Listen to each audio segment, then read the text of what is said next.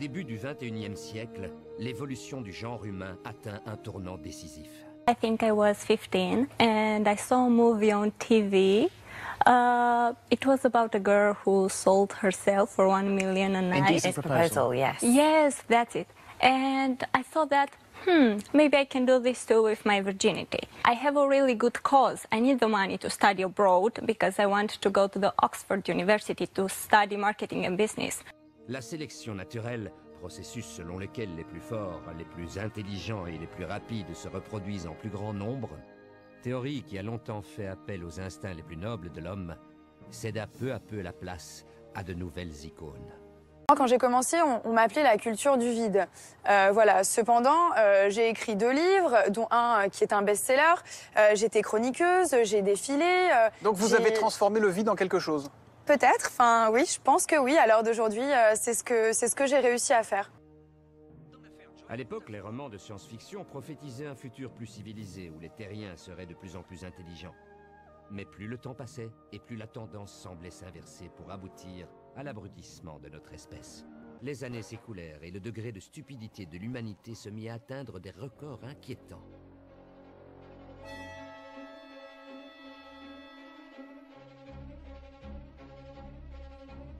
Certains nourrissaient encore l'espoir que les progrès de la génétique puissent inverser cette tendance catastrophique. Mais malheureusement, les plus grands esprits étaient mobilisés par des causes plus essentielles, la repousse du cheveu et la stimulation de l'érection. En ce temps, alors que la démographie explosait, l'intelligence de nos congénères poursuivait son inexorable déclin. Et l'humanité devint incapable de résoudre des problèmes aussi simples que le traitement des déchets. J'ai l'impression que la télé-réalité est devenue un grand catalogue de prostituées. C'est tout à fait ça, dans le sens où il y a quelqu'un qui va voir telle fille à la télé, il va la trouver sexy, il va avoir envie de se la faire. Et du coup, il va demander à la voir. Combien il y a de candidates environ qui se livrent à ça actuellement? Enfin, c'est de plus en plus en fait. Moi je dirais 1 sur 10. Certaines même font de la télé-réalité pour se vendre plus cher parce qu'elles sont déjà prostituées de base. On est tous des ignorants, on est tous des illettrés, on est alphabètes.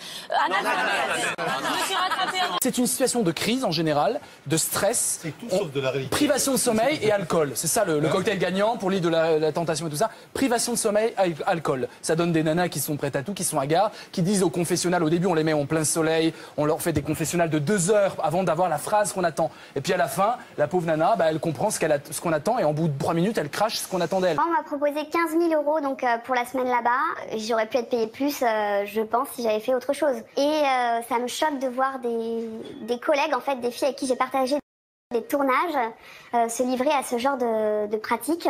Elles s'adonnent même à la scatophilie. T'as raison. Il a participé. Ah ben oui. Eh ben merci pour le détail. C'est-à-dire que pour une somme encore plus élevée, elles vont jusqu'à se faire déféquer au visage. Ça se passe où? Ça a lieu dans la villa, en fait, dans la salle de bain de la villa.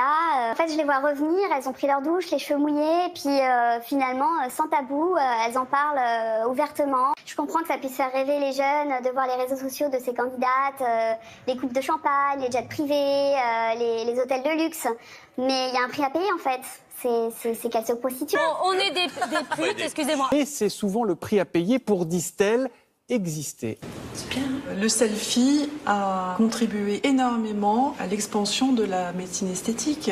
Et justement, chez les jeunes, ils se prennent en photo de profil, de face, ils voient les choses qui vont pas. Tout d'un coup, ils voient une ride, ils voient un défaut, ils se disent « Ah non, mais là, c'est pas possible, il faut que j'enlève immédiatement. » Ce qui se passe, nous dit l'article, c'est que notre image n'a jamais été aussi importante, on n'a jamais été aussi narcissique, vous le savez, avec les selfies, les comptes Facebook où on raconte à longueur de journée que notre vie est formidable. Mais apparemment, ça suffit plus, on est tellement narcissique qu'il faut pas seulement dire qu'on est formidable, il faut enfoncer les autres, c'est encore mieux. La frontière est parfois mince entre l'humour et la cruauté. 200 000 € si ça me motive. Bien sûr que ça me motive, putain, mais 200 000 €, gars. Demande à un mec sur Paris, 200 000 €, tu cours tout nu sur les champs.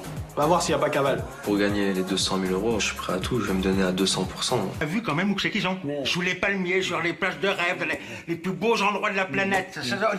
On n'ira jamais, nous, là-bas. Christian, écoute-moi bien. Christian, comme disait ton père, vaut mieux vivre dans le trou du cul du monde que dans un monde de trou du cul. Soulevez les foules. Il y a une jeune fille, elle savait pas exactement ce qu'il fallait qu'elle fasse. Vous êtes top, le public. J'ai de la peine pour eux. Pour ces gens. Pour le public ou pour le public.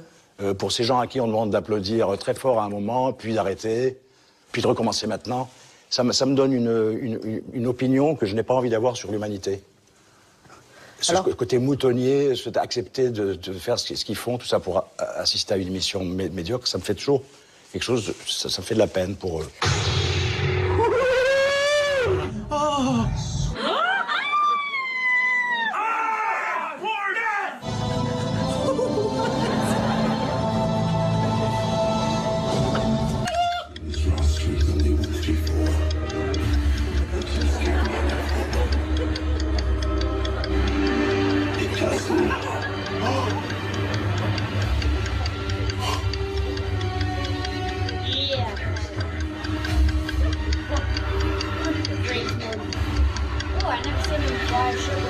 Qu'est-ce qui peut être dingue chez vous, Alexis? Chez moi, ce qui est dingue, c'est d'aller au supermarché.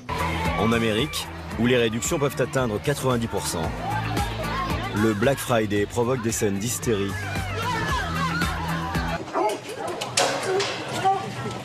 De foule impressionnante dans un centre commercial hier aux Philippines.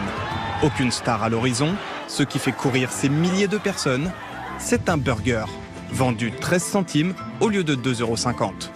L'opération publicitaire d'une enseigne de fast-food est devenue incontrôlable et elle a été filmée par de nombreux internautes.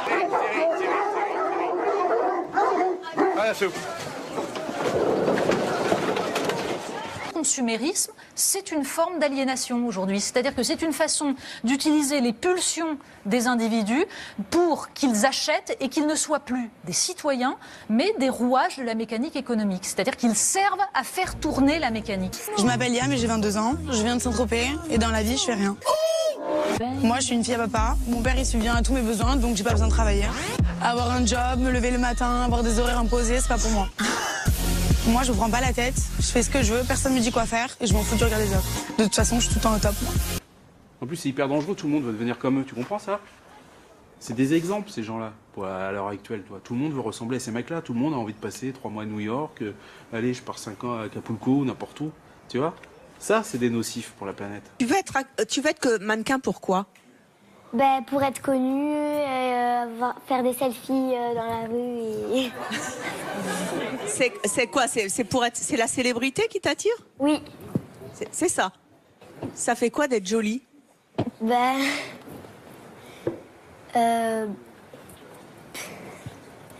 C'est chouette? Oui. Ce qui est intéressant, c'est de voir les millions de téléspectateurs qui ont été abreuvés à un jeune âge, à l'âge tendre. Pas nous qui avons des anticorps culturels.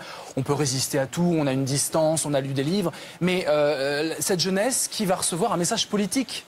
La télé-réalité, c'est une machine politique de formation de la jeunesse. C'est la matrice politique de la jeunesse.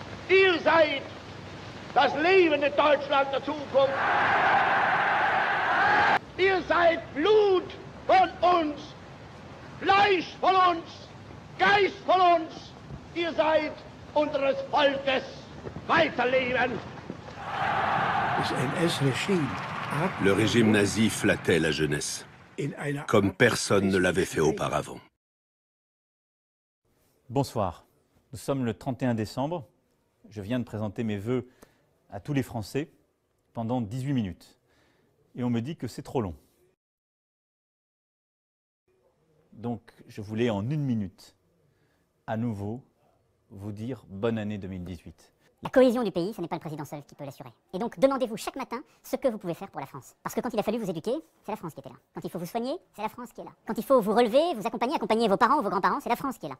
Alors chaque matin, demandez-vous ce que vous pouvez faire pour la France. En vous engageant dans des associations, en vous engageant dans le service civique, dans nos armées, dans les services publics, ou dans une part de l'action collective que nous avons lancée. Alors je vous souhaite une très bonne année 2018, la santé, le bonheur, avec vos proches.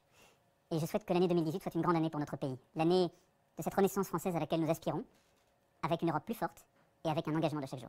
Je vous remercie et je compte sur vous.